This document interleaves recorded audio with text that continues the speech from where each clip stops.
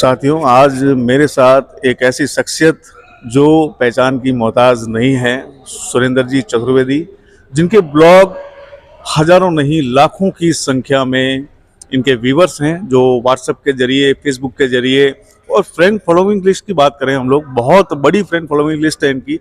सबसे बड़ी चीज़ इनके बारे में बताना चाहूँगा, साहित्यकार हैं और कई पत्रकार संगठनों से जुड़े हुए हैं। इसके साथ अभी वर्तमान के अंदर जो राजनीति का परिप्रेक्ष्य है उसके ऊपर कटाक्ष और व्यंग जबरदस्त तरीके से करते हैं। आज मुझे बेहद खुशी है और हमारे आदर्श के रूप में हमेशा हमारे बीच में बने रहे। इनके व्लॉग हम पढ़ते हैं, हमें बहुत खुशी होती है कि आज जो पत्रकारिता का रूप स्वरूप बदलता माहौल में ढल चुका है, लेकिन इन्होंने अपनी तेज तीखी तलवार की तरह जो कलम की धार है आज भी बनाए रखी। बहुत खुशी होती है कि आज ऐसे सीनियर पत्रकार हमारे बीच में हैं। मैं स्वागत करता हूं इनका किशनगढ़ की धरा में कि आज ये पधारे। एक कवि सम्मेलन था यहाँ A1 टीवी का, जिसमें और कविता पाठ किया इन्होंने, मुझे बहुत अच्छा लगा। और अभी मेरे साथ हैं, आज पत्रकारिता के बारे में जो बदलता रूप स्वरूप है, इनसे मैं जानना चाहूँगा क्या परिवर्तन, क्या नवाचार आए हैं और किस तरीके की पत्रकारिता आगे भी होनी चाहिए।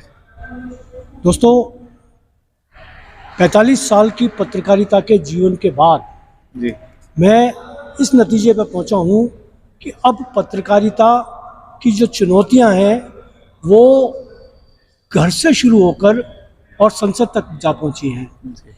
ऐसे वक्त पर जब जो पत्रकारिता है वो अखबारों, प्रिंट मीडिया से निकलकर इलेक्ट्रॉनिक मीडिया तक पहुंची। इलेक्ट्रॉनिक मीडिया के बाद में पत्रकारिता आजकल जो व्हाट्सएप और जो जनरल और दूसरे जो प्लेटफॉर्म्स हैं, इंस्टाग्राम्स हैं, इनसे जुड़कर जिस तरह से पहुंच रही है, तो आजकल मुझे लगता है कि पत्रकारिता बहुत आसान हो गई है। पहले संघर्षों के बाद पत्रकार हुआ करता था, 10-10, 20-20 साल तक एक्सपीरियंस लिया करते थे किसी अखबार में, तब जाकर पत्रकार होते थे।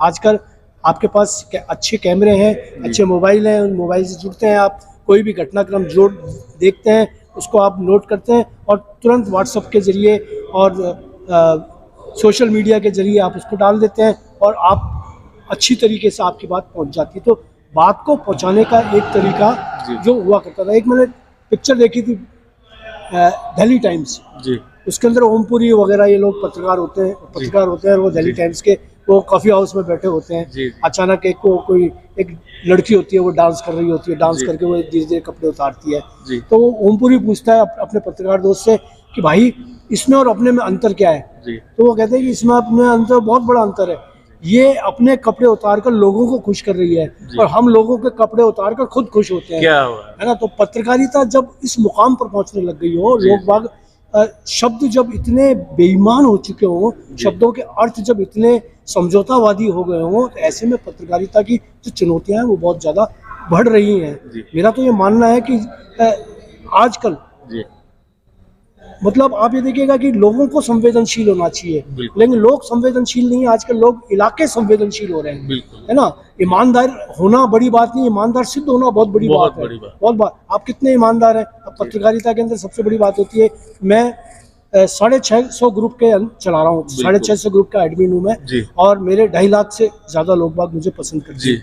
मुझे अपनी ईमानदारी सिद्ध करने के लिए हर चौथे दिन मुट्ठी ताननी पड़ती है, लोगों को दिखाना पड़ता है कि सुरेंद्र चतुर्वेदी आग है। आग, मैं वो आग नहीं हूँ जो पानी से समझौता करके चलूं। मैं आग हूँ तो आग हूँ, जलूंगा, जलाऊंगा, खुद भी जलूंगा, दूसरों को भी जलाऊंगा, लेकिन अपनी ईमानदारी को जिंदा रखूंगा। तो ये ईमानदार सिद्ध होने की जो पत्रकारिता है वो सब समझौतावादी हो गए हैं। मैंने देखा कि 80% पत्रकार आज जो है वो या तो किसी बड़े अखबार में काम करते हैं। अगर बड़े अखबार में काम करते हैं तो निश्चित रूप से उनके जो मालिक हैं वो उनसे तनख्वाह पाते हैं। मालिक लोग किसी भी चीज मुद्दे को लेकर लड़ाई शुरू कर देंगे, किसी व्यक्ति से लड़ाई शुरू कर देंगे और हमें लड़वा देंगे, और लड़वाने के बाद खुद कंप्रोमाइज कर लेंगे, हम शहीद हो गए। और वो ऐसा हाल कर देते हैं, जो जिनसे हमारी लड़ाइयाँ हम लड़ते हैं वो ऐसा हाल कर देते हैं हमारा कि हमारे जीने लायक नहीं छोड़ते, और वो कहते हैं लो बिक गए। तो अब ऐसी पत्रकारिता, जिससे मैं हमारे टाइम में जो पत्रकारिता हुआ करती थी वो मिशन था, बिल्कुल सोसाइटी के लिए, समाज के कॉज के लिए, समाज के कारणों के लिए, समाज के हितों के लिए हम लड़ा करते थे और उसमें जीता करते थे। प्रामाणिक हुआ करती थी हमारी पत्रकारिता। आजकल कोई प्रमाणित नहीं रहा। आप कितना भी अच्छा सच लिख दें, दूसरे दिन ही लोग बाग काट देंगे। पैसा मिल गया इसलिए आपने नहीं लिखा, और लिख दिया तो पैसा मिल गया इसलिए लिख दिया। जी। तो ये बड़ा बुरा दौर चल रहा है और इस दौर के अंदर पत्रकारिता जो असली पत्रकारिता है जी। वो मुश्किल है। एक अभी सवाल, जहाँ तक मैं अभी अंदर ही था हॉल में, और कई लोग जो मेरे नॉन थे, और आप पत्रकार हैं, सीनियर हैं, कई लोगों ने मुझे पूछा, सुरेंद्र जी चतुर्वेदी साहब जो जिनके ब्लॉग हम पढ़ते हैं, तो इनकी उम्र, क्योंकि आपकी सीनियरिटी तो हर किसी व्यक्ति ने सुनी है, लेकिन जो फिजिकल स्ट्रक्चर है आपका जी वो काफी कमाल का है। तो मैं अपने व्यूअर्स से ये भी बताना चाहूंगा कि आप अपने मुख से बताएंगे आपकी उम्र एक्चुअली में क्या है। मेरी उम्र 70 साल की है। क्या हुआ? 70 ईयर्स का हूँ मैं। जी।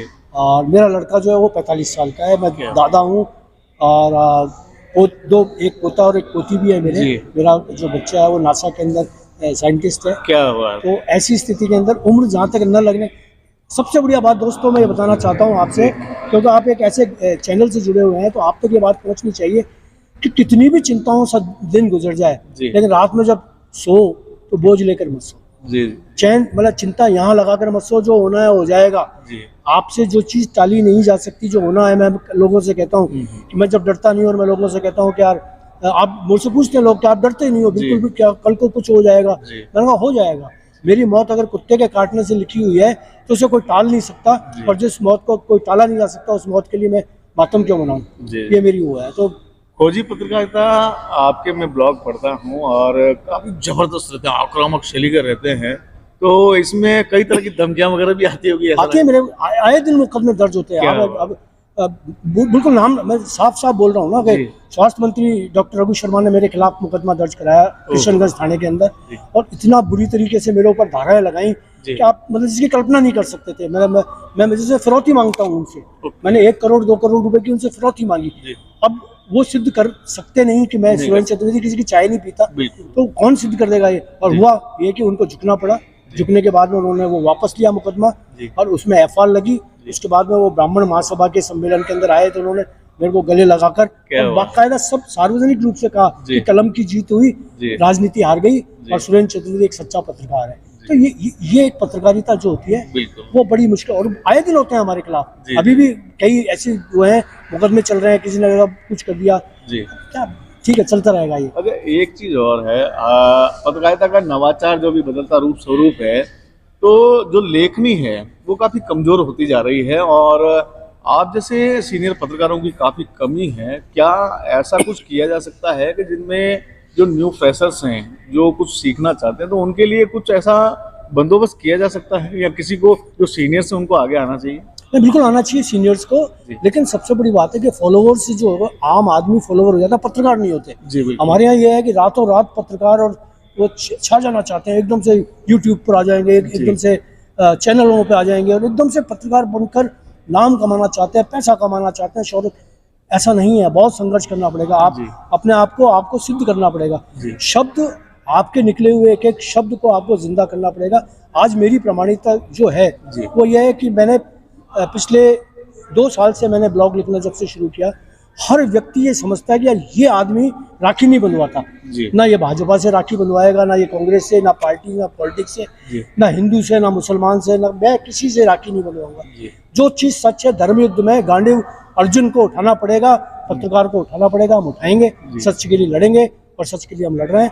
आज की पीढ़ी को सच के लिए लड़ने के लिए जोखिम उठाने की वो करना चाहिए, समझौतावादी नहीं होना चाहिए। इतना सटीक और निर्भीक आप लिखते हैं, कभी परिवार वाले नहीं बोलते हैं कि ऐसा क्यों करते हो, या अब परिवार वाले का वो समय 45 साल हो गए परिवारों को जी। बोलते हुए। कई बार मेरे ऊपर जानलेवा हमले हुए, ऐसा भी हमला हुआ कि मुझे मरा हुआ छोड़कर लोग चले गए, और मेरे पैरों में रॉड डली हुई है, मेरे हाथों में रॉड डली हुई है। अब क्या होगा, अब तो उतार घसीटी हुए हैं। जी, जी। तो कभी भी किसी भी दिन होए तो जिसकी निपटने आ जाए, मैदान में खड़े हैं। जी जी जी।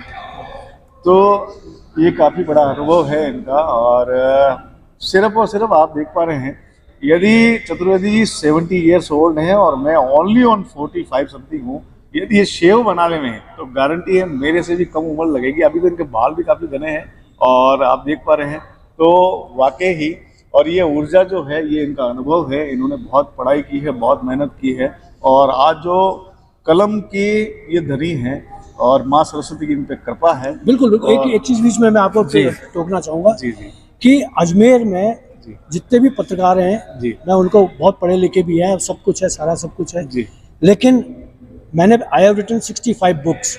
मैं 18 भाषाएं जानता हूँ, क्या बात। फ्रेंच भी जानता हूँ, डच भी जानता हूँ, पंजाबी भी जानता हूँ, इंग्लिश भी जानता हूँ। भाषाएं सीखो। जी मैं आज के पत्रकारों से कहना चाहिए 4 विषयों में मैंने एमए किया, पीएचडी की, जी। डॉक्टरेट की। जी। मेरी एक किताब human behaviour and police IPS course में चल रही है, हैदराबाद बिल्कुल, हाँ, पुलिस मेरी अकेडमी में जानकारी चल में, रही है। तो आप पढ़ो। जी जब तक आप अच्छा चारा नहीं खाओगे, अच्छा दूध नहीं दोगे। जी तो बिल्कुल। चारा अच्छा खाओ, पौष्टिक जी। चारा खाओ, जी। पौष्टिक चीजें पढ़ो। और आपको ये स्वीकार करना न्यू फ्रेशर्स जो पत्रकार हैं उनके लिए क्या गाइडलाइन देंगे कि किस तरीके से उनको क्या स्टडी करें और किस तरीके से खोजी पत्रकारिता की ओर जाएं और एक अच्छी पत्रकारिता करके और वो कहीं ना कहीं एक अपने आप को स्थापित करें।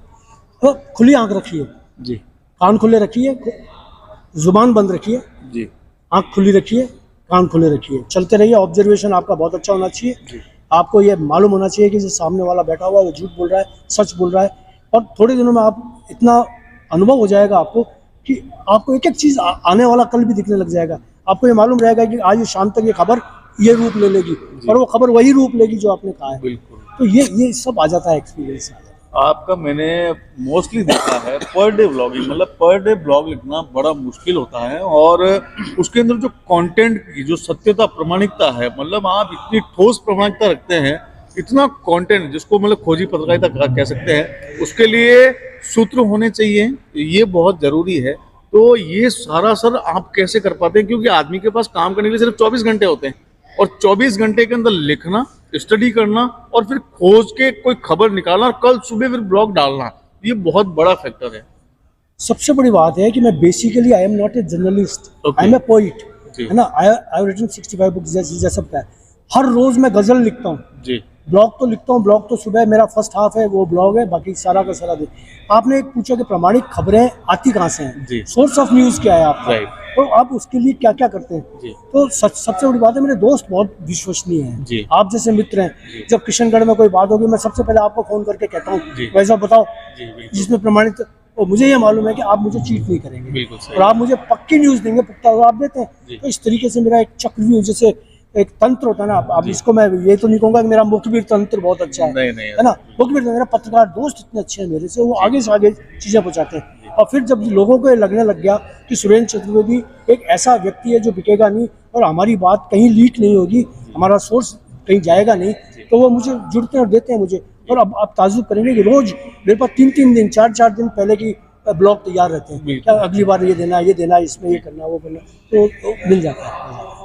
तो साथियों, मेरा गुड लक रहा कि आज एक ऐसी शख्सियत से मिला मैं, जो मैं सोचा करता था कि मैं आज जाऊं अजमेर, लेकिन ऐसा था कि सौभाग्य मेरा ये है कि आज किशनगढ़ स्वयं पधारे और आज हम लोग दोनों जो है साथ बैठे हैं और मैं इसी वीडियो में मैं इनसे आशीर्वाद भी प्राप्त करूंगा। मैं चरण छू के आशीर्वाद लेता हूं और इनकी कृपा, इनका अनुभव सदैव सबके साथ शेयर हों। आगे भी मैं इन वीडियोस के अंदर जैसा भी मेरे से बन पड़ेगा, मैं इनके अनुभव शेयर करता रहूँगा।